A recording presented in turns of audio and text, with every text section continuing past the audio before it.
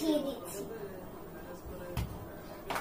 দ্বিতীয় পদ্ধতি, 2 গুণন 1 সমান 2, 2 গুণন 2 সমান 2 যোগ 2 সমান 4। তারপরে 2 গুণ 3 সমান 4 যোগ 2 সমান 6। তারপরে 2 যোগ 4 সমান 6 যোগ 2 সমান 8।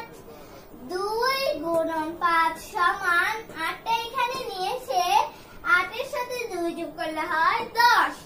তারপরে 2 গুণন 6 সমান 10 এর সাথে 2 যোগ করলে হয় 12। 2 গুণন 7 সমান 12 এর সাথে 2 যোগ করলে হয় 14। 2 এর সাথে 2 গুণ 8 সমান 14 যোগ 2 সমান 16। এরপরে 2 গুণন 9 সমান 16টা এখানে নিয়ে এসে 16 এর সাথে 2 যোগ করলে হয়